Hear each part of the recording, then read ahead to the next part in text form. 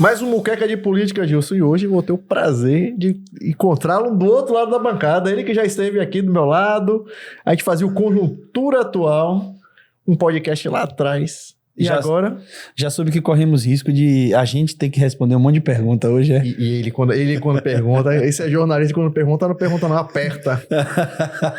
Luiz Então, Fernando, meu amigo, muito bom tê-lo do outro lado da bancada. Vamos falar um pouquinho sobre o marketing, sobre essa comunicação. Você que esteve aí na Prefeitura de Vitória da Conquista, está agora na Assembleia Legislativa da Bahia.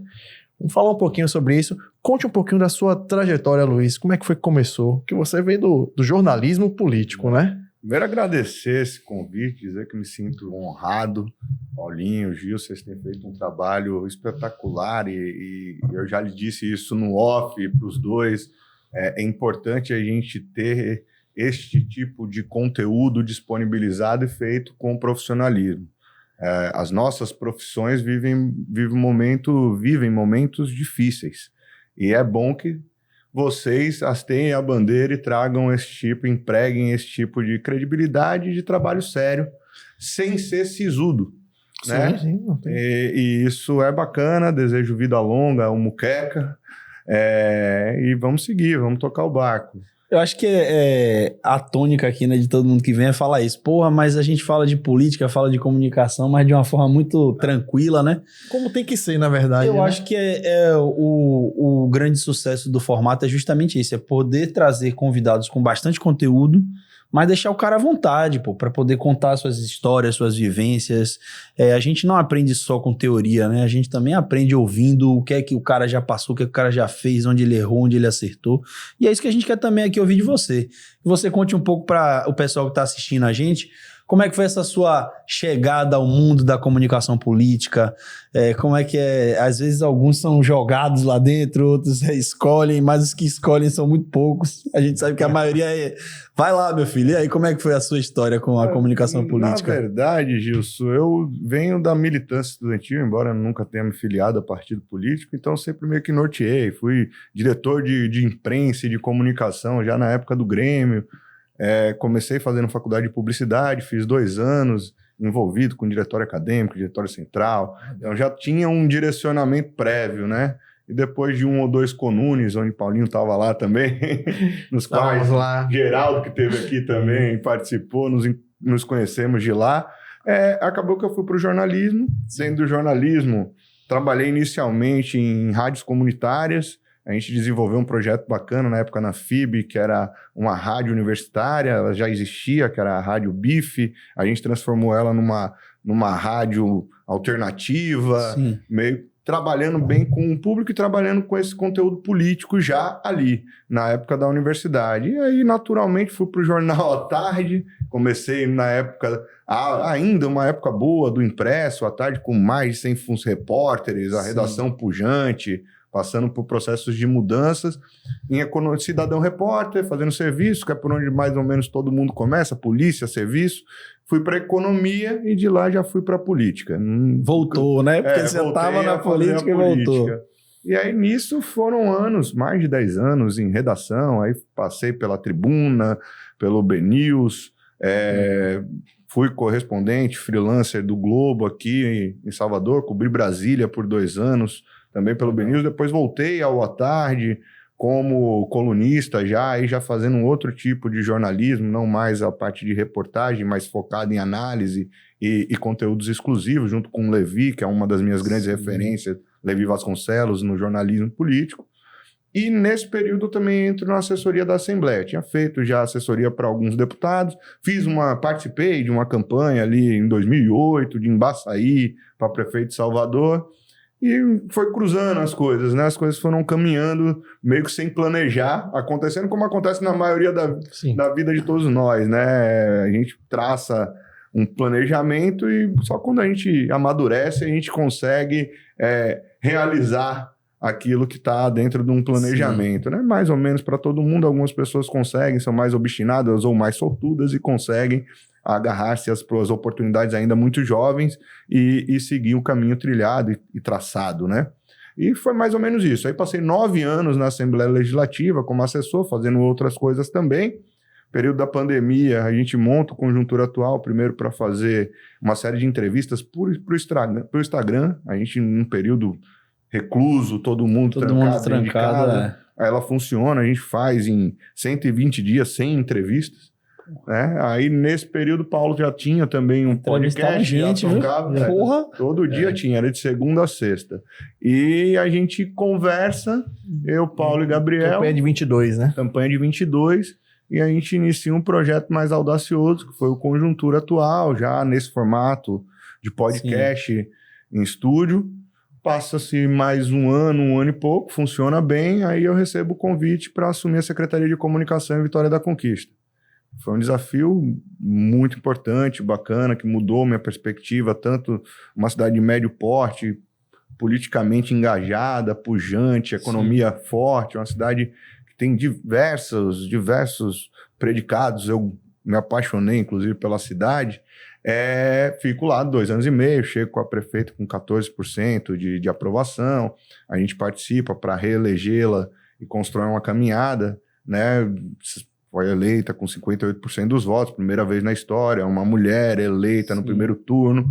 E aí Ivana Bastos, presidente da Assembleia, assume a Assembleia e faz o convite para que eu retorne para a assessoria da casa, não é a assessoria da presidência. Obviamente que as coisas se misturam muitas vezes, mas eu volto para assumir a diretoria de comunicação da Assembleia, que era ocupada por Paulo Bina, que é uma outra referência no jornalismo e na assessoria de imprensa para mim, que tinha 38 anos de casa.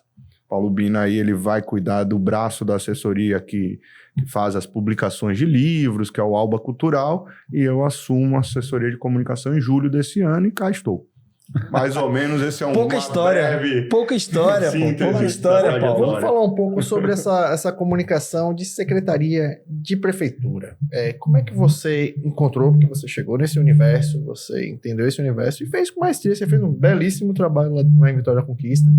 E como é que é esse dia a dia, esse lidar com a prefeitura, a prefeita, os secretários, os vereadores, porque você acaba sendo essa secretaria de comunicação, ela acaba tendo que conversar com todos, com a população, da prefeita à população, quem faz esse caminho é você. Como é que foi para você e como é que você tirou isso de letra e conseguiu transformar a comunicação da cidade? Foi muito suor e noites mal dormidas, né?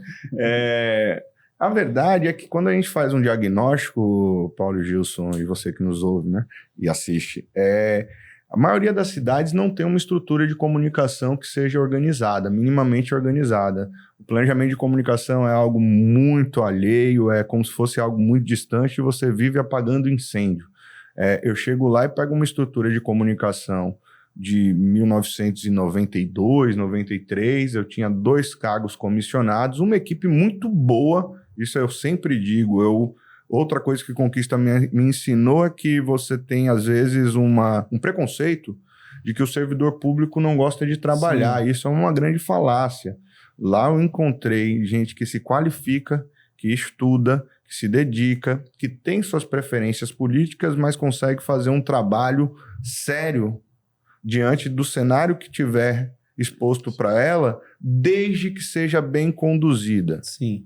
Sem assédio, sem esse tipo de situação que a gente também encontra muito na maioria dos lugares que a gente vai. Então, assim, princípio básico é diagnóstico. A gente não faz comunicação sem uma das maiores dificuldades que todos nós encontramos é a gente ter mensuração. Como é que a gente mensura para apontar um planejamento, para desenvolver um planejamento? Precisa fazer pesquisa. Claro. Então, aí, primeira coisa, vamos fazer uma pesquisa. Qual a pesquisa? Pesquisa quantitativa. Tá, agora eu quero saber eu quero fazer uma pesquisa qualitativa com grupo focal para entender a profundidade de como a gente está e para onde a gente quer marchar, né? É outro trabalho, um exercício dificílimo, porque uma pesquisa qualitativa custa caro. Sim. Só que sem uma pesquisa qualitativa, você não tem um bom diagnóstico. Sem um bom diagnóstico, você não faz um bom trabalho. Custa caro se não souber aproveitar o resultado, né? Porque mas verdade, quando o político vê a cifra, o cara... Mas tem necessidade, né? Infelizmente tem essa mentalidade ainda, aquela coisa, a gente tem uma mentalidade que o orçamento da comunicação, que é visto como despesa e, portanto, caro ou barato, não é investimento. A primeira coisa que a gente aprende nos primórdios da universidade, qualquer curso de comunicação, que a primeira coisa que se corta na crise é a comunicação, que é a coisa mais importante para catapultar e elevar qualquer crise. Exatamente. Resolver qualquer crise. Mas, enfim, parece... Cultural, né? É cultural e parece incoerente, né? Mas é um fato concreto. E o valor nominal é caro. Se você parar para analisar, os orçamentos de comunicação, quando a gente fala o orçamento da comunicação do governo federal é X, ele não representa 2% das receitas. Você não tem uma disputa e você não tem hoje nem métrica para dizer quanto representa, em média, o valor investido e destinado à comunicação dentro dos orçamentos municipais, estaduais, legislativos, Assembleia Legislativa, câmaras municipais, Câmara Federal, Senado, governo federal. Sim. É irrisório. E não deveria ser. Sim. Porque um dos princípios básicos constitucionais é a transparência. A transparência ela só pode ser obtida com uma boa comunicação. Porque eu posso ter um painel, um hub, lá com os dados da transparência, que vai ser mandarim para a maioria da população. Ninguém vai entender aquela coisa. Então, para transformar esse dado... Os próprios sistemas de acesso à informação hoje a gente sabe que são complicadíssimos. Até a gente que lida com isso no dia a dia... Fazer mineração de dados fica ali, é horrível. Porra, como é que eu vou, para onde eu vou? Porque não é simples. Exige um nível de especialização enorme. Então, assim, lá a primeira coisa que a gente procurou fazer foi isso, né? Vamos fazer um diagnóstico, ver como é que tá. Fizemos o diagnóstico. A partir do diagnóstico, a gente veio trazendo o que já estava feito. Então, a gente tinha um conceito lá, que a prefeita e o meu antecessor, a prefeita Sheila Lemos, e o antecessor, Jorlando Lima, criaram um slogan que era governo para pessoas. O que a gente notava? As pessoas não se sentiam identificadas com isso. Certo? As peças publicitárias não traziam a humanização, a tão aclamada humanização. Sim. A gente procurou, num primeiro momento, já fazer uma pontuação simples, que é trazer os servidores para a gente, que foi um governo de pessoas para pessoas. Uma mudança muito simples, sem profanar o que eles pensaram. Mas que essa mudança singela já trouxe parte dos servidores. Eles estão olhando para a gente que faz o trabalho. E a gente precisa que o servidor que está na ponta do engajado. Sim. Não no governo que seja, mas no serviço que ele presta, exatamente. Eles, no final de contas, os que são servidores efetivos, eles fizeram um concurso para ter uma segurança, mas também para cumprir suas funções. E os comissionados devem fazer isso também. A mesma coisa. Com a política, com tudo que está inerente a isso. Então, a gente fez essa mudança, começou a humanizar as peças, contei num primeiro momento com uma agência muito boa aqui de Salvador, depois a gente começou a organizar a vida por lá. Eram 3 agências que prestavam serviço para a prefeitura e encontramos um grande parceiro lá, Lucas Caires, da Agente Propaganda, que acabou se tornando um amigo, inclusive, porque tinha um trabalho e um olhar muito sensível para a cidade e nos ajudou, nesse período todo, a fazer o trabalho que nós desenvolvemos. Basicamente isso. E aí, estruturar a parte de jornalismo, de informação com o público. É simples. Equacionar ego de secretário, que é uma coisa relativamente simples quando você tem a legitimidade dada pelo líder para que faça isso. E isso acontece, é difícil, né? A parte difícil é a legitimidade. Depois que você recebe quando você tem a unção... Eu tive o grande privilégio de trabalhar... eu brinco sempre assim, que eu tô tendo 2 privilégios, né? Eu tive o privilégio de trabalhar com uma grande líder da centro-direita, que é Sheila Lemos, e agora eu tenho o privilégio de trabalhar com uma grande líder, mulher, da centro-esquerda, que é a Ivana, né? Então, assim, talvez as 2 mulheres mais proeminentes da política baiana em muitos anos. Sim. Né? E as 2 têm uma visão de empoderamento e de empoderar as pessoas que ocupam determinados cargos, que lhe dá autonomia para tomar as decisões, desde que respaldados. Então, você não vai perseguir outro secretário, assim como você não vai perseguir um diretor dentro do legislativo. Claro.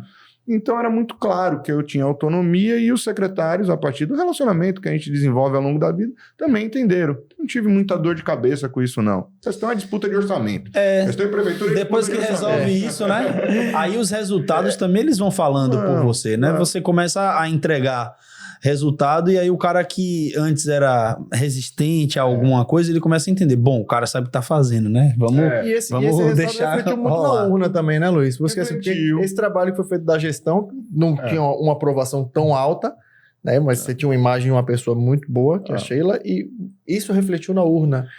Refletiu.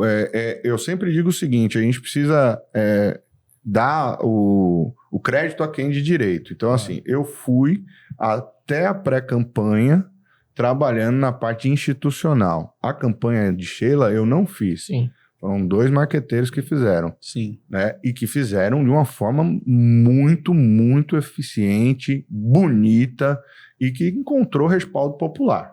Mas, se não tivesse um trabalho de base bem estruturado, Claro. isso não aconteceria. Você não vende fumaça para a população. Aí entra a minha tese da campanha contínua, que você não gosta.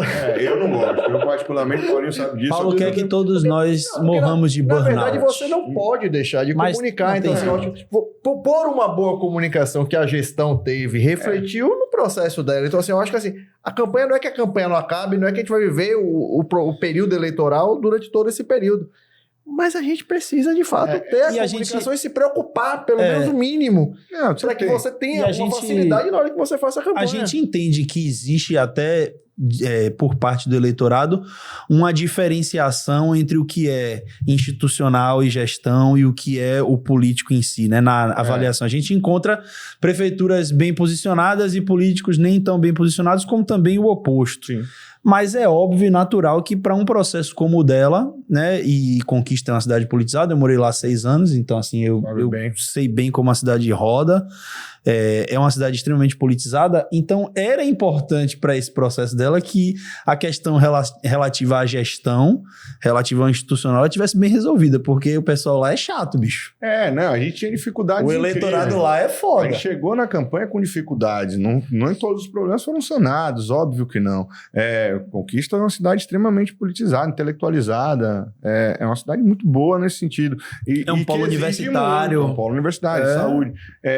Eu digo assim, tinha um mau humor que a gente enfrentava lá da população, que Sheila fez o maior projeto de iluminação em LED que eu vi acontecer, né? A cidade trocou todas as lâmpadas num projeto chamado Brilha Conquista. E ela foi feita por lotes e por bairros. Então tinha bairros assim que eram bem escuros. E que quando a luz chegou, era um negócio bacana. E a gente, campanha, rede social, fazendo coisa pra caramba. E aí, os comentários eram, tá tão iluminado que agora dá até pra ver os buracos. Dá pra ver o mato crescendo. Então, assim, o mau humor na população... É isso aí, pô. Mas essa questão interessante de gestão. Você trabalha em prefeitura de gestão. Quando você chega com asfalto, a pessoa quer uma iluminação. Quando você chega com iluminação... sempre tem algo mais. Você não vai deixar o eleitor lá, o morador da cidade satisfeito. Você sempre tem algo a mais, né? É o desafio do incumbente que cai no colo de todo o prefeito, bicho. Tem um lixo na esquina, é o prefeito. Tem um buraco aqui, é o prefeito. Tem um mato ali, é o prefeito. Acabou. Tem que saber lidar. Há muitos anos eu digo isso, e Paulinha testemunha, de que a gente precisa, de fato, enfrentar o debate sobre o bolo orçamentário. Sim. Porque, assim, não é um clichê vazio falar que as pessoas moram na cidade. E os prefeitos e vereadores são os mais cobrados. Sim. É o chão da fábrica. Federal foi estrategicamente mudado para Brasília, para sair de perto da população em geral. Ninguém vê. Né? Você tem um centro administrativo do governo do estado aqui, que é longe da maior parte. Você não tem núcleos do governo político e administrativo nos principais municípios do estado. Não tem. É interessante que não tenha. Claro. Quem é cobrado? Prefeito, o pessoal bate na porta do prefeito. E se a Vereador cidade não pequena, dorme. meu amigo, Ave Maria, pior. Vereador de distrito. Vereador não dorme. Vereador de Tem distrito que sofre. levar a gente para o hospital, para o socorro, para enfermagem. Não tem jeito. A gente tem um grande desafio orçamentário mesmo, e na comunicação isso tudo é desaguado lá, né? É um terreno que você não consegue esgotar nunca. Não. Não há como. E tem uma outra coisa que eu também... Não tem campanha que resolva... E é sempre aquela coisa, você tem que estar bem planejado para você não ficar só apagando incêndio. Pronto. E existe uma coisa que eu penso também muito, que existe um passivo de compreensão da política por parte da população. Isso também é culpa nossa, que trabalha na comunicação e assessoria e no marketing. Porque assim, tudo que é feito por um governo é visto como não é mais do que sua obrigação. Sim. Por isso que quando você pavimenta uma rua, ela fala da iluminação. Iluminação... quando você ilumina, ela fala do mato, ela fala das coisas básicas e fala das coisas complexas. Se você pegar uma pesquisa sobre saúde, você vai ver que talvez seja o grande problema de todas as cidades. Você vai lá e você vai ter segurança, Iluminação, saúde. Educação, pavimentação, saúde. E quando você vai para dentro dos números, você percebe que mais da metade da população que responde às perguntas de uma pesquisa não usa o serviço público de saúde. Sim. Não, isso é dentro da pesquisa, tá? É óbvio que a maior parte da população... Eu estava até conversando ontem com um ex-secretário de uma cidade de saúde, e ele estava falando, a prefeitura está fazendo um mutirão para poder fazer o maior número de exames possíveis. Beleza, isso é ótimo, o marketing é perfeito. Só que quando você faz isso, o médico que está lá receitando no posto de saúde, o cara vai falar assim, já me dê exame disso, porque a prefeitura está fazendo. Ou seja, o cara ia sair com um exame, uma requisição de exame, o cara sai com 5. O cara que está na cidade vizinha já vai para a cidade, peraí, eu tenho um tio que mora lá, eu já vou pegar o endereço dele, que eu também vou botar exame. Então, o que era um exame, você está falando de 5 mil represado, isso vai para 50 fácil. Não tem como dar conta. Isso não tem como você dar conta, não tem. Que é uma cidade que você morou, Sim. tem 400 mil habitantes, 1.200.000 de cartões SUS. Isso aí. O entorno. Isso aí. Ela atende o entorno. Porque a saúde é boa. Ainda existe aquela questão de que algumas cidades faziam até Tem um convênio. um convênio, né? Um rateio de despesa. Não, é isso, eu digo. Não é, mas eu digo assim, pra você ver como se delega pra cidade a responsabilidade. O Zema teve que lá. até bota dinheiro lá, né? Tipo assim, vai, se vira aí. Sim, bota um percentual. O Zema teve, governador de Minas Gerais, teve lá. E uma das coisas que tratou-se foi isso. A gente precisa pactuar com Minas Gerais, porque o norte de Minas usa o sistema de saúde de conquista. Imagina. Precisa encontrar uma forma de pactuar isso para ajudar, que é um absurdo. E assim, essa questão de saúde e se tratando de médias e pequenas cidades é uma coisa muito complexa para você conseguir pisar nesse terreno, porque assim, eu agora tenho um cliente que foi prefeito por 2 mandatos em uma cidade pequena, que se você for na cidade, você fica encantado, cara. A cidade roda bonitinho, hospital legal, para o padrão da cidade é assim, muito acima, UBS muito acima, CAPS muito acima, saúde multidisciplinar muito acima. Mas se você rodar uma pesquisa, vai dar saúde. É problema. É terrível isso. E se porque, você assim, for ver, o quem cara usa consegue... não é nem o morador da cidade. Não, e tem mais, porque assim, o cara consegue ser atendido na baixa e na média complexidade, mas aí não consegue na alta. Já está insatisfeito. Mas o problema é municipal, mesmo que seja do Estado. Exato. Entende? Mesmo Então, que essa questão... A pessoa entende disso, né? Tem isso que ele falou, que não existe uma educação das pessoas sobre o que é responsabilidade de quem. E também tem essa coisa de que, a saúde mexe com uma coisa muito íntima, sensível, e que a pessoa ali, ela vai se chatear, bicho. Até que o cara vá no posto, saia medicado, com exame, etc. Mas se a atendente tiver olhado torto, ferrou. Um dos maiores problemas é a qualidade do atendimento. É um dos maiores problemas. Pode pegar aí, quase todas as pesquisas vão apontar. Se o médico falasse, não, você tá bem, tá tudo ótimo. Pode ir pra casa, toma uma canja, o cara sai de lá chateado, pedindo pra ir pra outro médico, né? Falando disso aqui, eu lembrei de uma história só pra gente ver o que é possível acontecer, tá? Porque tudo é possível. Sim. Mas um médico lá, na época que eu vivi em Conquista, ele fez uma receita pra mulher. E ele colocou assim, se você fizer aí dieta anexa, remédio, não sei o que, aí botou ela correndo com sol, uma flor, não sei o que, aí se não fizer, aí ela era gordinha, né? Ele fez uma bola assim, passou a terra em cima e pôs uma cruz. Nossa. Que loucura. Eu não sei se era estadual ou municipal. Eu sei que a bomba foi pro prefeito. Não dá. A gente resolver um problema desse. Eu sei que esse problema caiu na conta de alguém. Alguém tem que ser demitido. Ficou famoso na época. Rodou nos grupos de WhatsApp a foto dessa receita. Alguém tem que ser demitido. E aí você toma a decisão, Luiz, de voltar para Salvador, de assumir a Assembleia Legislativa e esse novo desafio, como é que tá você, que são as suas primeiras percepções de lá da Alba, como é que tá sendo esse trabalho, esse início aí de trabalho e projeto lá na Alba? Ainda um início, embora eu tenha tido 10 anos lá, parte dele coordenando a equipe da Ascom, a gente está no ano ímpar é ano de trabalho, Paulinho, não é ano de eleição. Mas sempre será. Eu vou dizer para você que você cada dia mais tem mais razão. Então, assim, a gente percebe que, primeiro, a gente precisa dizer isso claramente. Ivana é uma presidente que trabalha muito. Então, ela é uma águia e um trator, trabalha muito.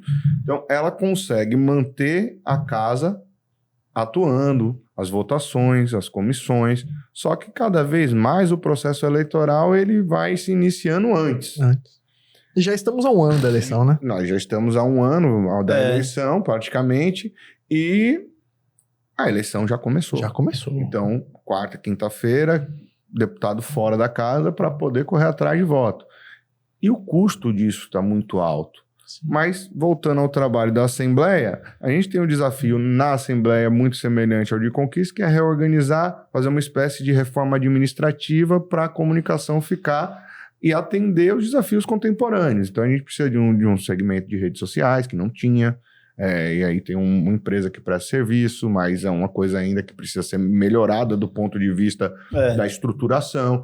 A parte de jornalismo para o diário muda um pouco, porque a gente precisa dar... Qual é o grande desafio da gente? É transformar aquilo que acontece no legislativo, mudando a percepção da população, que aquilo é importante. Sim. Hoje, se você fizer uma pesquisa, você vai ver que a maior parte da população fala que o legislativo, ela homologa as questões do executivo e cada deputado trabalha por si. Não é verdade. Sim.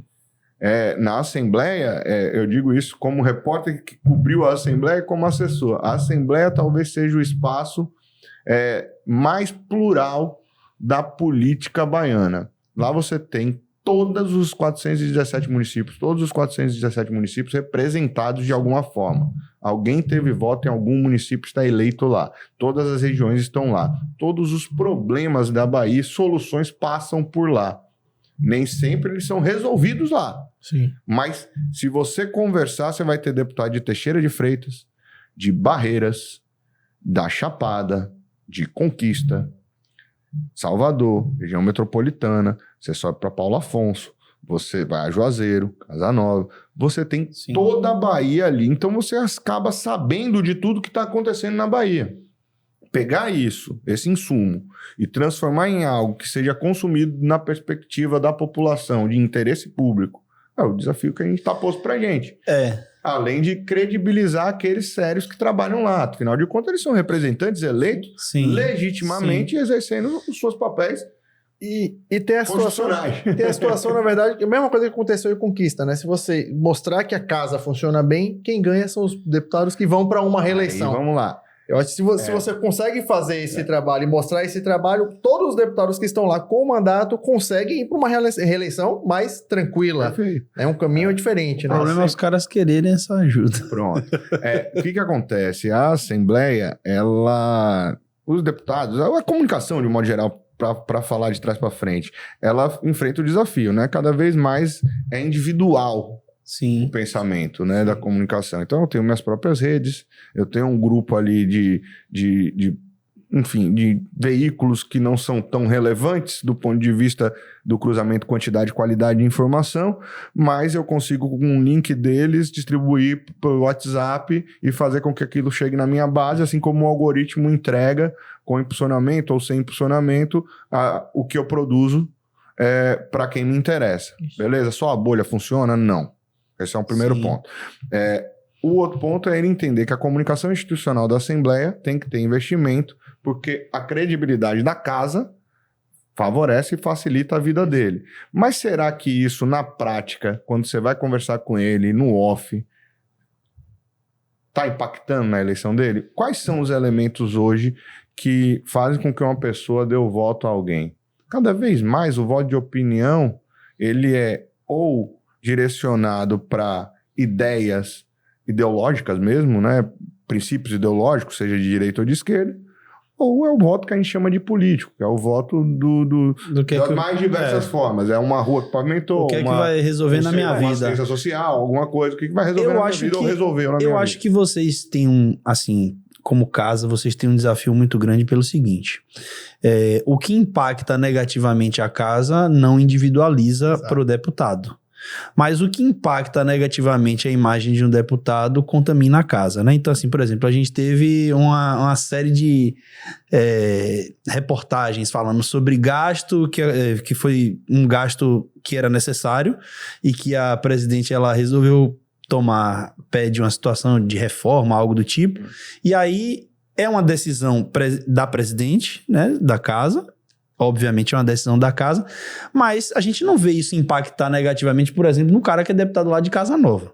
Entende?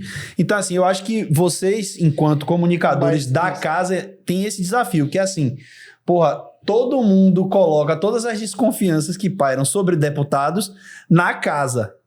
Então, qualquer vacilozinho já vem aquela reação toda, né? E infelizmente em tem compensação, você até falou, tipo assim, a população já acha que é gasto desnecessário você ter a Casa Legislativa.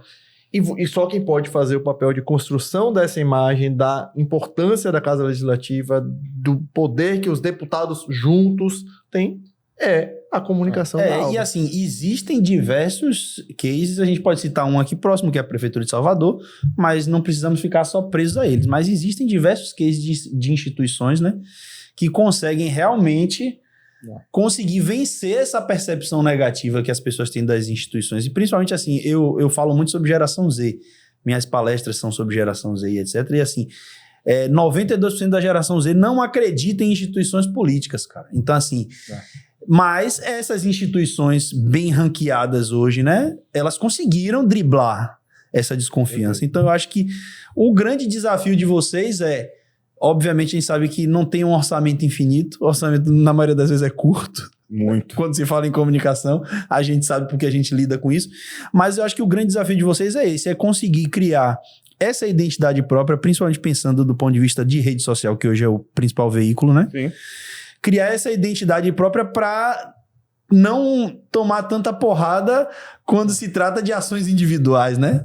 Aí tem algumas questões, né? Assim, primeiro que culturalmente o legislativo ele é visto como um poder menos efetivo. Uhum. Então, o primeiro desafio da gente é mostrar que o trabalho que é realizado lá, seja ele de debate, discussão, ou aprovação de projeto, fiscalização ou denúncia e tal, ele tem um impacto muda social. Vidas. Muda vidas. Então esse é o primeiro desafio da comunicação. E eu costumo dizer, e até aproveitar o espaço, se tem um trator, um ônibus escolar chegando, teve uma atuação de deputado lá. É o deputado que ordena a despesa? Não, é o executivo, mas é ele que vai ao executivo para onde vai. Seja através das emendas, seja através das indicações. Exato. Isso é uma coisa bem interessante que durante muito tempo eu mesmo, como repórter, negligenciava. Deputado aprova muito projeto de utilidade pública. Mas uma entidade, uma associação, ela só pode receber verbas diversas do poder público e até conveniar com bancos de fomento se ela tiver a outorga de utilidade pública. Sim. O carimbo de utilidade Exato. pública. E isso é feito pelos deputados. Nesse sentido, esse ano tem um levantamento que a gente está fazendo, mas foram 80, 90. Quando você vai ver, são trabalhos, óbvio, que tem de tudo, como em qualquer coisa que a gente faça na vida, mas tem trabalhos muito sérios que são respaldados e só acontecem por conta dessa singela aprovação. Né? Então, o maior desafio da comunicação na Assembleia, do meu ponto de vista, é mostrar que aquela é a casa do povo de fato e que aquilo que ela faz impacta na vida do povo. Aí, quais são os canais e mecanismos para fazer isso? É aquilo que a gente debate todos os dias. A parte comercial é uma parte mais difícil, porque o orçamento da Assembleia hoje, ele não dá 0,4%, 0,5% do orçamento geral da casa. Então, assim, é 0,5%. É muito pouco. Não dá para nada. Não dá para quase nada. Num estado com as dimensões da França. Para você chegar nas pontas, nos extremos, é muito difícil. A rede é um negócio que foi negligenciado por muito tempo. Sim. Até porque o deputado entendia que a rede dele era mais importante do que a rede da Assembleia. Fora isso que você tem a dificuldade de, juridicamente, não cometer deslizes. Claro. Você não pode pegar uma rede institucional para beneficiar A, B, C e cometer os equívocos aí que a gente vê ocorrendo e cada vez mais a justiça vem sendo extremamente rigorosa com isso, né? Nós trabalhamos com essa área, sabemos bem disso. Os collabs, aquela coisa, e você faz uma matéria legal, um Rios legal, um card legal, o cara, não, vamos fazer collab, vamos, não sei o que, me bota. Você tem que ter uma dificuldade. O problema. O Diário Oficial, que sempre foi o principal produto da assessoria de comunicação, ele hoje é muito mais um elemento de historiar a Assembleia, vai ficar para os anais da casa, é uma coisa que lá na frente pode se pesquisar o que aconteceu, do que ter a sua funcionalidade prática no dia a dia das pessoas. Quem lê Diário Oficial pouquíssimas pessoas. Eles leem normalmente para olhar quem saiu, quem entrou, que está gastando, que não está, se tem licitação, se não tem. A notícia em si, muito pouco. Então, nosso desafio é ter um bom canal de distribuição de informação para a imprensa e que ela aceite. E aí vem uma outra crítica para quem está do outro lado do balcão. O que para mim é ótimo e é ruim até dizer isso, porque assim, a gente está com uma imprensa cada vez menos apropriada do que deve fazer e recebendo um release e publicando um release da forma que a gente manda. Eu, como assessor, bacana, ótimo. Adoro, sai do jeito que eu quero, a narrativa é minha. Faz aí, narrativa desse jeito tá lindo. Eu, como jornalista, falo, ó, bicho, esse caminho não tá levando a sério. Não tá sendo uma coisa que chapa branca, né? Precisa ficar melhor. Não é nem a chapa branca, porque você pode elogiar sem estar sendo acusado. Levi fala muito isso, só copiar, né? Levi traz uma frase de um professor dele na época da Universidade Federal da Bahia que dizia que para você exercer o sacro direito legítimo de criticar, você primeiro precisa elogiar sem ser acusado de receber bola. Então você pode elogiar, desde que aquilo não seja... Agora, assim, o que toda a sua experiência no jornalismo, toda essa experiência tá lá na prática e seguindo e cobrindo a política, lhe traz para dentro de quando você vai para esse lado da gestão e você vai fazer essa outro lado da comunicação, como você falou, o outro lado do balcão. Você compreende muito bem qual é o papel do jornalista que está lá, mas você também já esteve lá. E o que disso lhe traz de experiência para cá, para lhe ajudar dentro desse processo? Pô, vários colegas estão aí trabalhando lá nesse jornalismo e que tem interesse de chegar do outro lado de fato, cuidar, ser gestão. O que você trouxe de experiência e o que você dá de dica para essas pessoas aí? Primeiro, a gente mantém um olhar crítico sobre aquilo que é produzido. Esse olhar crítico pode tanto ajudar com que a gente contribua para o desenvolvimento dos trabalhos na casa, quanto fazer com que a gente encontre os pontos importantes que devem ser levados à população. A lei da transparência ela é geral. Sim. Aquilo que a gente estava falando, mineração de dados dentro dos espaços que existem para a gente de transparência é um negócio absurdamente difícil. Completo. Mas se você já está acostumado a cobrir, a olhar para aquilo como quem vai descobrir um furo de reportagem, você pode olhar para aquilo e falar, não, isso aqui não é, eu tenho como explicar isso daqui, então eu vou me antecipar e eu vou soltar isso da forma que eu explique para as pessoas que isso não é um absurdo. Impor a sua narrativa, né? Cara, tem muita coisa que o número absoluto parece um absurdo, mas que quando você vai... Eu lembro que eu fiz matérias, eu ficava sábado de manhã, abri o site, sábado de manhã, não tem nada. Então você vai pro Diário Oficial, 2 milhões em farda. Pô, 2 milhões, dá uma matéria. Aí, você não acha assessoria, você procurou, não encontrou, o espaço está aberto para responder. Isso é a maior maldade que você pode fazer, né? Você solta a matéria, solta a bomba para explicar que Chico não é Francisco, meu amigo. Só procura assessoria às 5 horas da tarde de sexta-feira. Aí procura. Segunda-feira é problema, né? Para os outros resolver. Hoje eu olho e falo, não, 2 milhões, mas 2 milhões são para quantas pessoas? São para tantas pessoas. Por quantos meses? Por tantos meses. Quando você vai ver o valor unitário, R$15. Bicho, não é uma matéria, entendeu? Não é uma denúncia, não é um negócio absurdo. É um negócio até que tá barato, porque ele citou e foi bonitinho. Você parte do pressuposto que todo mundo desconfia de qualquer coisa que saia por meio oficial. Sim. Quando você é o meio oficial, você busca as ferramentas para credibilizar aquilo. Você faz contra a prova. Se antecipar. Você se antecipa. Eu acho que existe um pouco... isso. Existe um pouco dessa negligência, né? Não tô falando da aula, mas eu digo assim, as instituições ainda têm um pouco dessa negligência de... às vezes até sabem que tem algo que pode ser polêmico, que vai ser publicado no Diário Oficial, que vai ser um ato oficial, e os caras simplesmente eles pagam pra ver. Porra, eu já vi muito isso em cidade do interior, assim. Não, o cara troca lá as cadeiras dos vereadores. O empréstimo para depois dizer para que vai gastar o empréstimo. Já pode dizer, vamos pedir empréstimo porque vamos gastar nisso. O cara troca as cadeiras dos vereadores, aí fica um valor que é alto, que você sabe que a população tá ali pronta para bater na casa o tempo inteiro, é só ter um vacilo. Aí o cara não tem a preocupação de fazer um preparo para quando aquela informação sair. Não existe. Então, é difícil você trabalhar, como você falou no início, que é uma coisa que a gente sente muito, que é o apagar fogo. É o tempo inteiro. Não existe, parece que não existe um projeto de médio e longo prazo, certo? Que eu acho que é o que falta muito para as instituições. É aquela coisa do o que é que vamos fazer essa semana? Na verdade, tem isso bastante, Gilson. Tem isso bastante. Mas tem também uma coisa que as instituições públicas, elas são organismos vivos, né?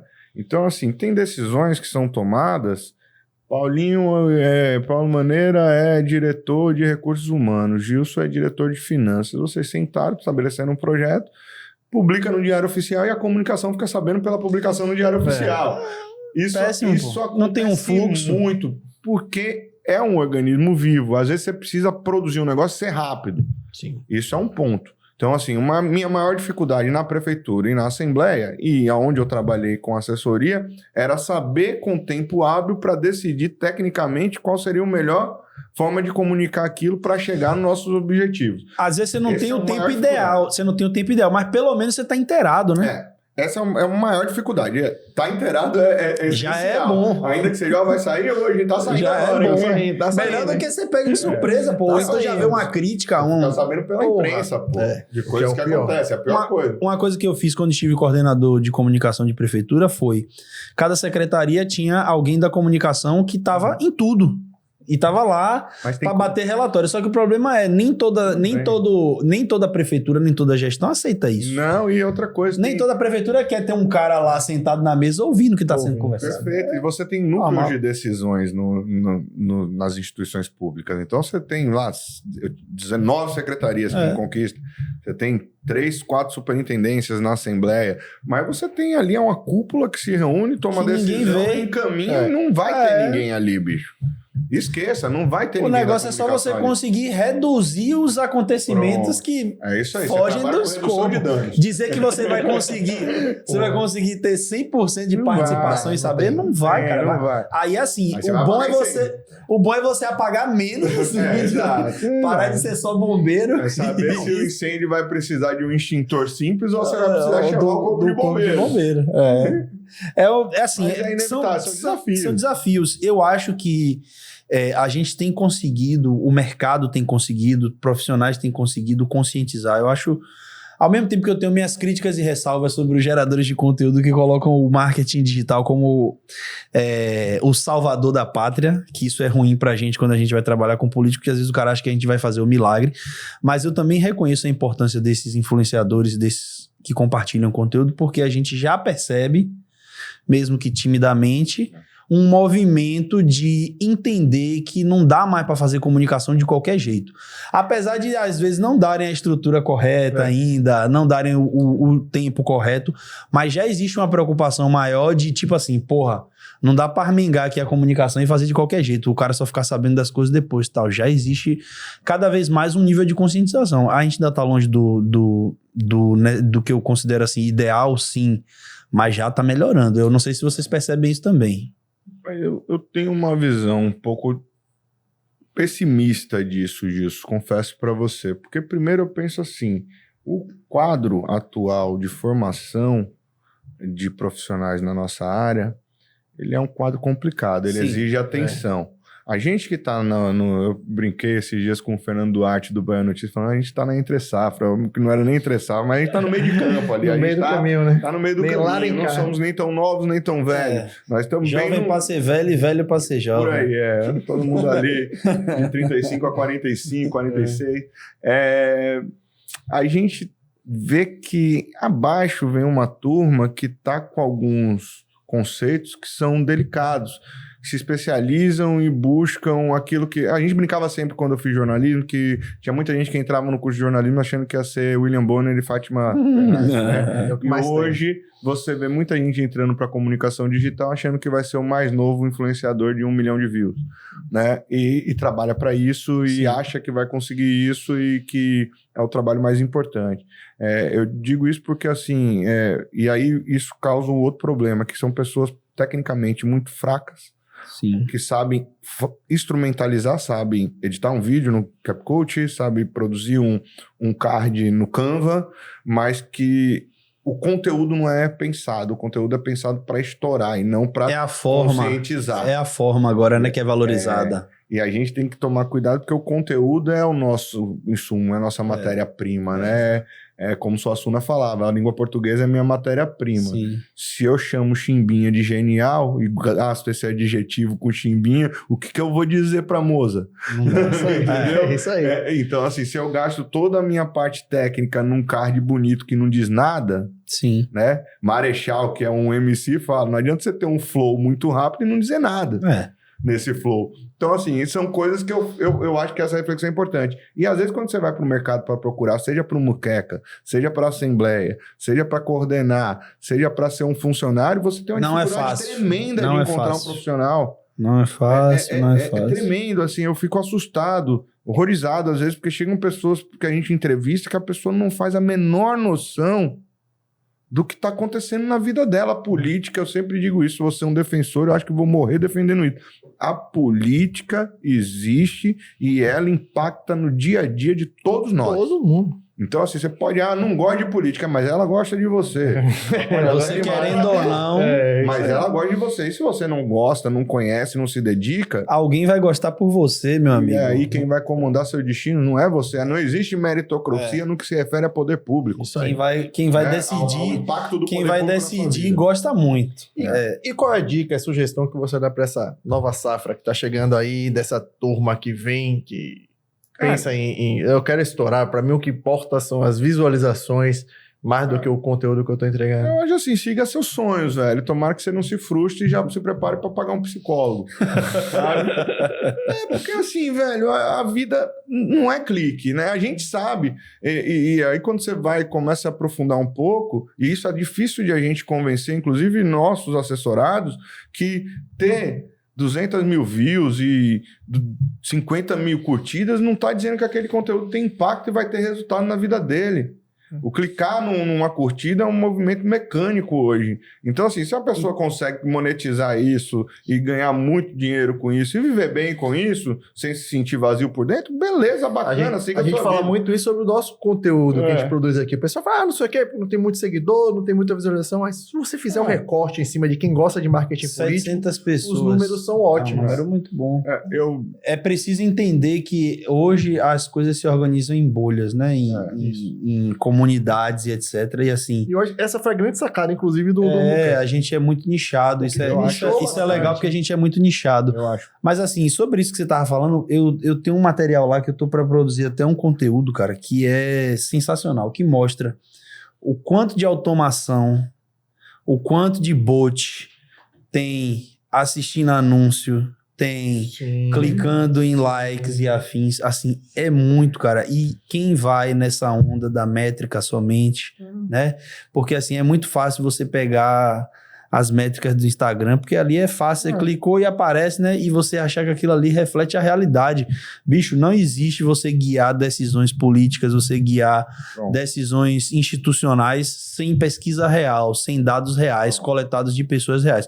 Porque aqui na internet tudo é possível. Perfeito. O cara tá aqui e ele vai lá, um assessor infla lá de visualização, paga um tráfego de visualização que hoje tem pra vender, acabou. E aí, o cara tá lá achando que tá abalando 12 mil visualizações, 15 mil visualizações, Fala assim, 30 mil visualizações. Pegue seus amigos e convidem eles pra seguir minha página. O cara vai, mais fácil eu comprar aqui 1000 seguidores, aí o cara compra.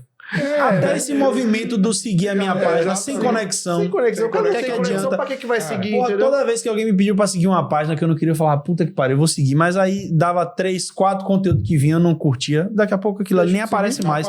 Aí vira ali uma pessoa que não tem comunicação nenhuma. Linha de comunicação zero. Então, assim, essa questão dos profissionais vindos, né, dessa nova safra, eles têm... E a gente não adianta a gente achar que eles vão vir sem o viés das redes sociais, da visualização, não adianta.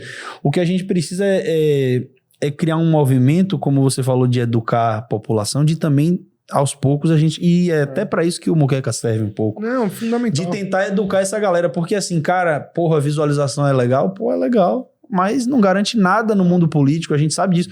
A gente citou na entrevista anterior aqui a campanha de ACM Neto, porra. O Brasil inteiro babava pela campanha de ACM Neto. A gente comentava é a mais isso, incrível, é a mais foda. No conjuntura a gente acompanhou em tempo real, cara, a gente comentava bastante isso. Que a gente falava assim, a campanha tá fantástica, tá dando números, tá dando... Né? Em tempo real a gente fazia essa leitura lá na época. É importante, é bacana, eu diria que é fundamental você ter uma quantidade grande de visualização, mas não é só isso. Não colocar suas fichas todas nisso. Não é só isso, não dá para fazer all-in. Não dá pra fazer. Na política você não faz all-in. E quando você começa a fazer conteúdo, você começa a fazer conteúdo interessante na rede social, o que acontece é que você começa a cativar pessoas que nunca vão ser seus eleitores, pô. O político precisa ter essa visão. A gente fala aqui muito sobre, por exemplo, um case agora, né, que alguns acham de sucesso, outros acham ruim, mas querendo ou não, o cara faz zoada, barulho, tá sendo cogitado para ser candidato a Senado e etc, que é o Rodrigo Manga, lá de São Paulo. Bicho, se você abrir os comentários dele, 90% dos primeiros comentários ali é gente de fora. Tipo, eu queria me mudar pra Sorocaba, eu tô aqui e não sei aonde, no Ceará. Porque o slogan é, vem morar em Sorocaba. Então, assim, ele tá falando pra quem? Na cidade. Ele tá falando pra quem? Qual é a Tá grande falando pra quem questão? tá dentro, quem já mora. Porra, tá chamando a atenção, tá. Mas ele vai ter uma prova agora, se ele sair a senador, ele vai ter uma grande prova de se essa estratégia, Deixa eu ver se vai poder, ela se sustenta. Não, passando dessa fase, calma. Mas eu digo assim, ele conseguindo, não é só querer, né? ele passando dessa fase e conseguindo, vai ser uma grande prova. E assim, eu acho que vai colocar também à prova o conceito de muita gente no mercado.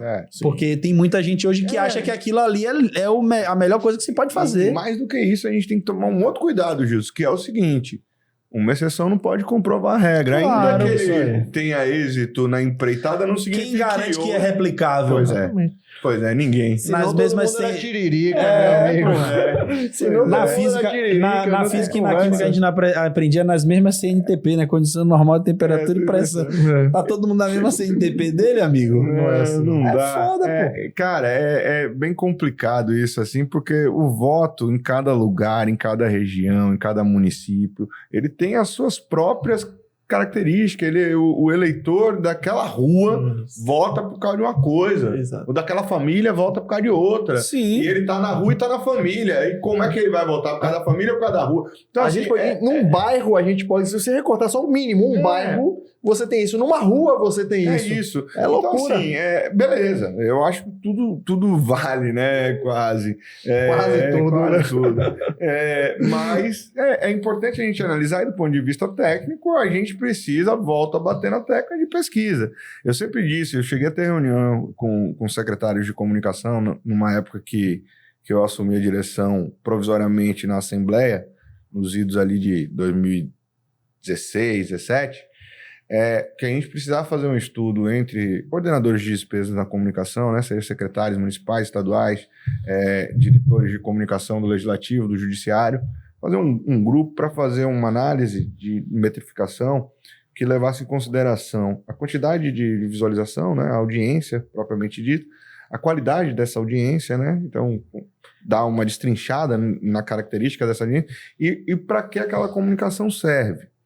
Então você criaria aqui um fator, um número, né, um quociente, um coeficiente, na verdade, e que você classificaria os veículos dentro dessa categorização. E a partir disso, você conseguiria definir para onde vai o dinheiro de mídia, como distribuir o dinheiro de mídia, que quase sempre é pouco. De uma forma racional, de uma né? forma racional e efetiva para os interesses do seu assessorado, seja ele o governo do estado, está falando uma campanha de educação, é um tipo de tabela. Estou falando de sei lá, de desenvolvimento rural, é outra tabela. Claro. Isso dá trabalho e custa dinheiro. Eu não consegui ninguém para me ajudar nisso.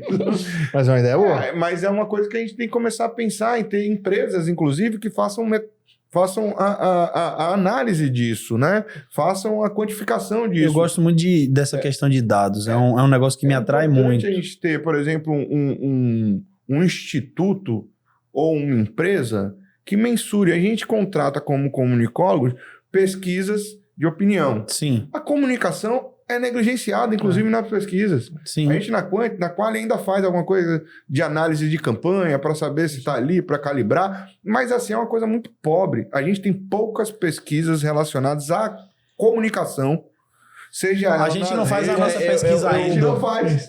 A gente não A faz. gente pesquisa para os outros e não faz a nossa Não ainda. faz. E aí a gente está caminhando para o caminho certo, será? Como é que eu vou pegar um jovem que está preocupado com cliques, com view, com performance em rede e dizer para ele, bicho, você poderia dar uma mudada aqui para poder ter um trabalho melhor e efetivo? Se eu não tenho nenhum respaldo científico que eu exijo que ele tenha para fazer o conteúdo dele, para convencê-lo. Então, para ele é mais legal ser nem estourado na rede.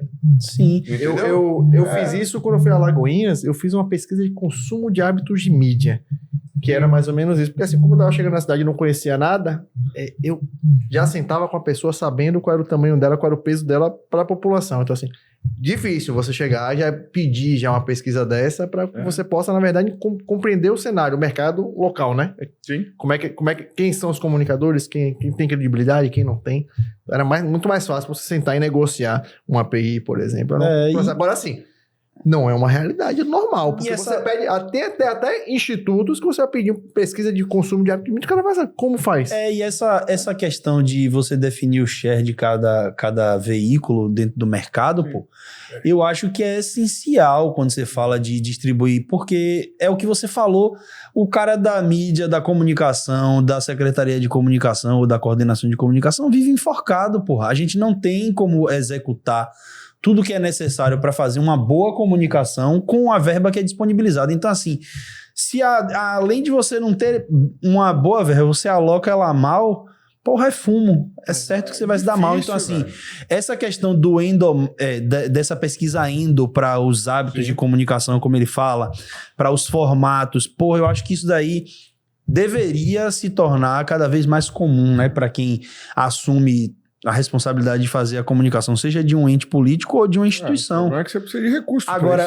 precisa de recurso e também uma coisa que você me abriu os olhos aí que é importante até, a gente pode conversar depois a respeito, tem que ter alguém que tenha ferramenta para fazer isso. Exatamente. E entregar não só, fulano consome isso, até tal idade consome aquilo. Isso aí ainda uma ideia muito boa que a gente vai conversar depois. Isso aí ainda é uma coisa que está abaixo da expectativa do mercado. Eu acho que o mais interessante é que já se mostre alocar verba X para isso, X para aquilo. A percepção da sociedade sobre o governo é essa, então é mais interessante esse veículo com esse tema, esse veículo com esse tema, com essa porcentagem, entende? Sim. Eu acho que isso daí é uma coisa que a gente pode pensar em como fazer isso acontecer. Empresarial é um negócio interessante, desde que você consiga mostrar que isso vai mudar a realidade, tem como mostrar, porque vai dar resultado. Primeiro achar o método, né? Que eu acho que não é simples, é uma coisa que precisa de um método legal, mas assim, a gente tem até aqui, inclusive é bom até citar, a gente tem um parceiro aqui que é um cara fera, que é o Instituto Data Science com o Mário Bispo, que a gente pode depois condensar tudo isso que foi falado aqui e bater um papo com ele, porque ele é o cara dos números, das métricas e dos métodos. Luiz vai estar convidado para essa conversa. Eu venho, terei o maior prazer. Cara, eu acho que a gente tem que apontar soluções e entender que comunicação é sentimento, comunicação gera resultado, gera prejuízo, mas ela precisa ter respaldo técnico. Eu acho que nós que fazemos comunicação, a gente perdeu o bonde da história. Os maiores influenciadores não são comunicólogos. Não. Eles são pessoas variadas com diversas formações. A gente está perdendo agora o bonde das IAs, né? Não são os comunicadores que estão melhor manipulando a IA. Exato. E a gente está perdendo a capacidade de convencimento a partir da técnica. Então, qualquer um, em absoluto, vai poder fazer o nosso trabalho. Se nós não já está acontecendo, se né? nós não mostrarmos para os nossos contratantes e para a população, que é quem nos respalda, que o nosso trabalho técnico é importante. E como é que a gente faz isso sem ter métrica? Porque antes era... o cara tinha que apresentar um DRT, o cara tinha que apresentar a carteira de jornalista. Hoje ninguém tá nem aí, cara. O cara quer falar assim, qual é o resultado que você dá, né? Só que às vezes cai nessa grande falácia do número, né? O meu resultado é esse aqui, número. Tá, mas qual foi a estratégia por trás? Esse número rendeu o quê? Foi só um engajamento vazio, né? Então, eu acho que é preciso, isso que você fala pra mim é essencial, eu acho muito importante, é preciso que exista um movimento dentro do mercado, nós profissionais, eu acho que é uma coisa que boa a gente alinhe essas questões e que a gente fale cada vez mais sobre isso. Perfeito. Porra, é importante que você entenda o que tá envolvido, que não é só barulho pelo barulho, né? Porque Perfeito. hoje o que se vende é o barulho pelo barulho, pô. Maravilha. A gente vai chegando naquela parte do programa. Boa a gente sorte. coloca uma pimentinha, uma Boa de cheiro sorte. e uma É malagueta. com o Paulo agora. Rapaz. Eu vou preparar minhas perguntas que vem depois essa aqui. moqueca, a gente faz. Mas agora é A com gente você. coloca uma pimenta de cheiro e uma pimenta malagueta.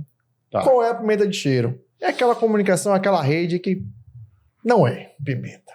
Não é pimenta. Tá fraquinha. Tá fraquinha. Não Assim, ardeu. Pode melhorar, pode fazer melhor. Então, assim, vamos falar de um trabalho de alguém, nacional, local, que E você pode ser achar. pessoa física ou instituição. Exatamente. E a pimenta malagueta é aquela comunicação boa, aquela comunicação que funciona, que é referência. Que você fala, poxa, isso aqui vale a pena observar, vale a pena a gente olhar e seguir.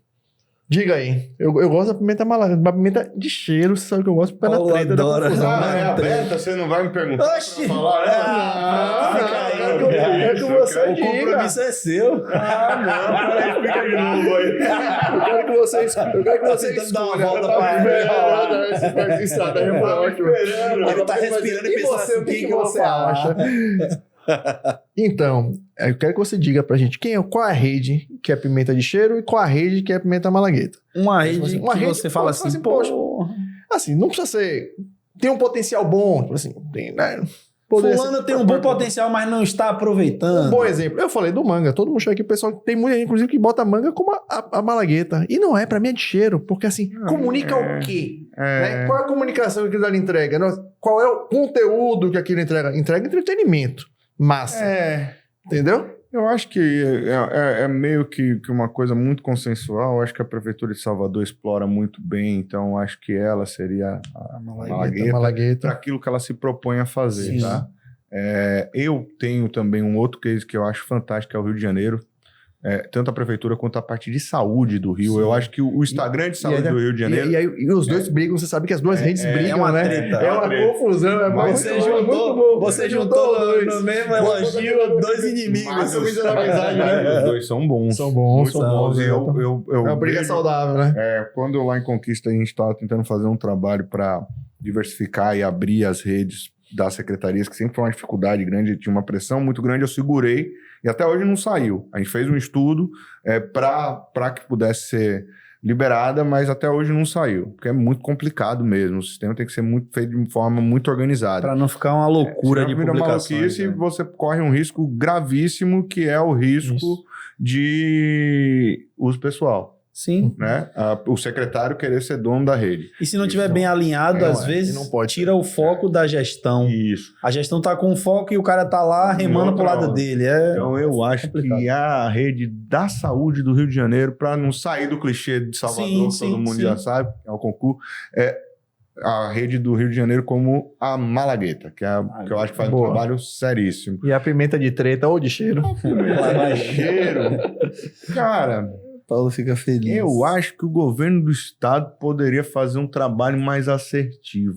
É impressionante. Eu acho que o governo da Bahia perde oportunidades grandes. A gente tem um Muita gente. estado que dá para você fazer muita coisa bacana. Dá, porque assim, cabe na Bahia algumas coisas que em outros lugares mais Não sisudos cabe. não caberia. E eles não E aproveitam. a gente não aproveita, eles não aproveitam, né? E aí acaba que, se você perceber, a comunicação tá passando por uma transição. Sim. É natural que haja críticas e elogios nessa transição, né? Alguns gostam, outros não. Mas você não vê um direcionamento bacana aí falando em redes, né? A gente Sim, está sim, tratando sim, de redes, né? Não tô Claro, falando de comunicação, né? comunicação completa. É. Tratando de rede, você não vê um direcionamento muito claro, porque você poderia ter a mudança na concepção geral e uma manutenção cá, Sim. Isso. né? Na Exato. estratégia de rede, não vejo. Eu vejo que potencialmente poderia estar fazendo muito mais do que aquilo que está entregando. Vou te dizer, Não tem a persona bem definida, né? Isso. vou te dizer um negócio. É até assim, a gente entrevista a gente do Brasil todo, né? E obviamente a galera daqui é que tem uma lupa maior para isso e quase sempre, mesmo que não seja logo a pimenta de cheiro, mas em algum momento na conversa surgem Tem uma críticas. crítica. Não é uma coisa que é uma percepção Mas dos é- profissionais mas é muito por isso, ainda mas isoladas. é né? Eu muito- acho que já se tornou uma coisa que muito todo como mundo que tá o Luiz vendo, falou, né? tipo assim, Porque porque você tem um potencial enorme e que não é isso. explorado, Bicho, que a isso Bahia- que chateia. a Bahia o cara acho que isso consegue já falar deu. de tudo. Exatamente. Na Bahia o cara consegue falar de festa, Se Salvador, de praia, se Salvador, que é um de recorte turismo, disso, fala... de agro, de tudo que você imaginar, cara. E a gente não enxerga explorar isso, né? Você pega, por exemplo, o Eduardo Campos, né? Ele tem uma rede massa, Sim. legal. Mas pega o Eduardo Paes, no Rio, que é o carioca. É. Sim. Massa também, eles são Cariocão. diferentes. Sim. Às vezes, um menino, um cara velho, um cara em Recife, outro cara no Rio de Janeiro. Pô, e é legal, uma rede Sim. mais tranquila, mais legal, bacana, quente.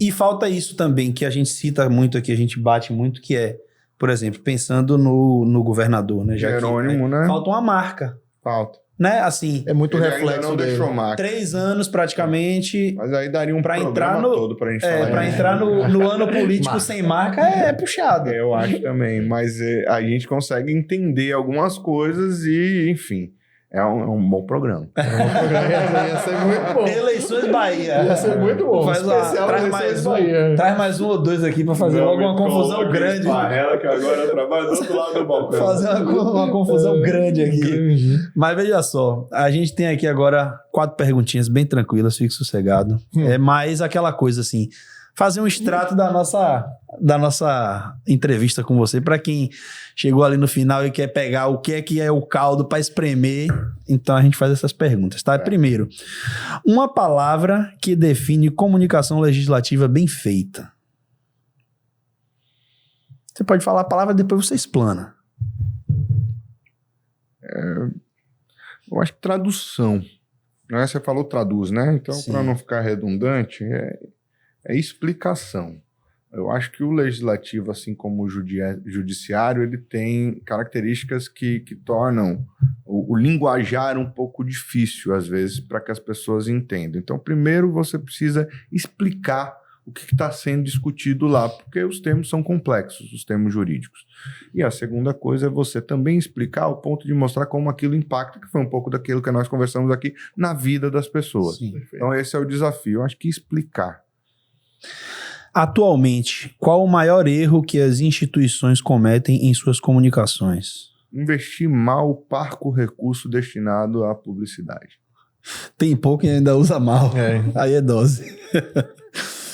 Essa pergunta aqui, ela nem tava, mas foi no nosso papo aqui que eu acabei desenhando ela novamente, que é o seguinte: você considera que o digital foi tão forte a ponto de moldar a política?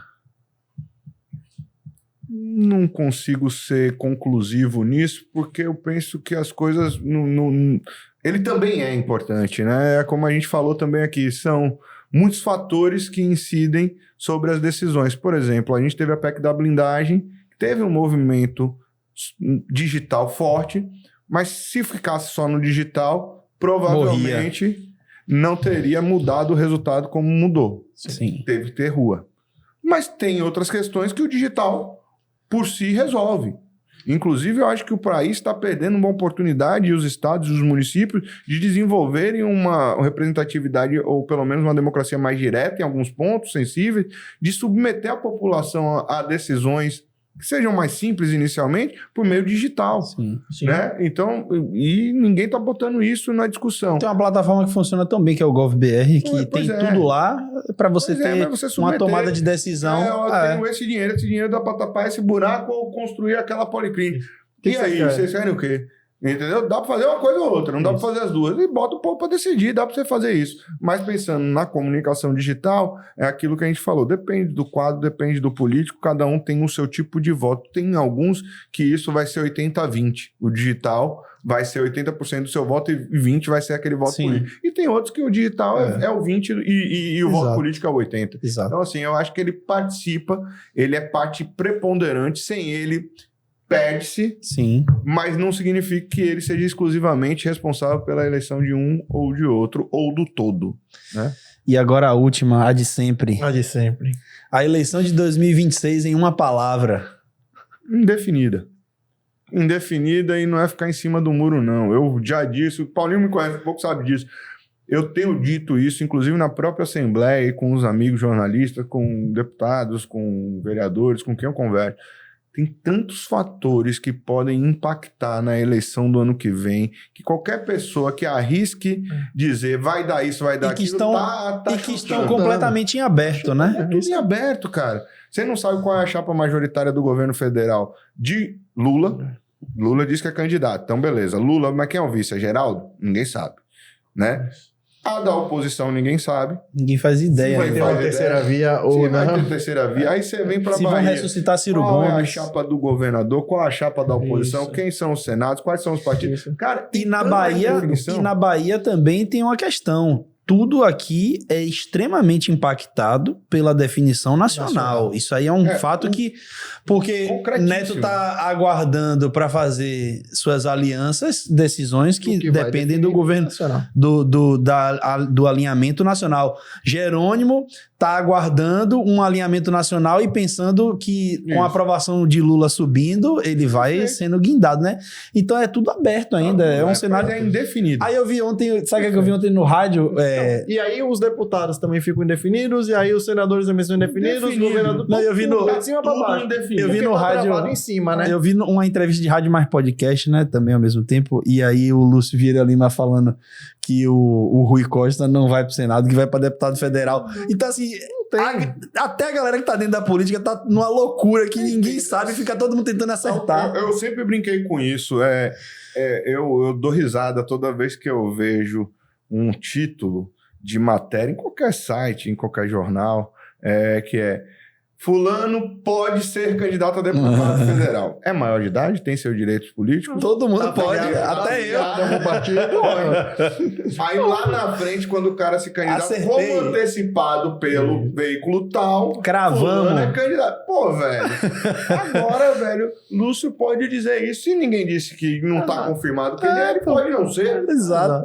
Ele não será. ele Eu vai assistindo, não eu ser. dei risada. Eu falei, bicho, tá todo mundo tentando dar um tiro certo pra depois falar, eu acertei. Eu acertei. Tá, aí, essa pegada aí você fala 50, os 50 possibilidades. Uma você vai acertar. Você vai. Aí, você meu amigo, acerta, porque nesse- tá aí, ó, só Nesse nível falei isso. de generalismo e no nível dos chutes à vontade, que o cara dá 50 chutes numa semana, fica Mas fácil aqui, acertar. aqui na Bahia é algo Eu acredito. impossível de você cravar alguma coisa. Perfeito. Não. Você tem alguns estados que você tem um encaminhamento melhor, né? Você tem estados que tem governadores tudo que são desenhado já. fortes, Tem estado que tem tudo não desenhado. Tem oposição, ou a oposição é muito forte, o governo foi ruim.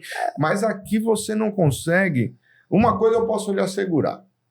Vamos lá, eu posso segurar algumas coisas, vamos lá. Lá vai. O PSD faz mais de 10 deputados estaduais. Posso lhe assegurar que faz mais de 10. A força que tem nos municípios.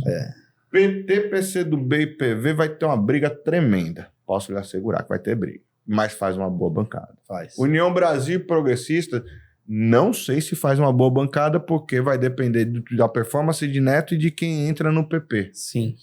Quem Porque fica o no PP Como é que ele vai sair, desenhar? O PP sai 4 ou 5 agora, então eu não sei como é que vai. Mas a tendência é que faça também uma bancada significativa os dois partidos. Então você tem aí as três forças do Legislativo baiano, isso eu posso lhe assegurar agora. Sim. Vai ser União Brasil com Progressista, PT, PCdoB e PV na federação e o PSD.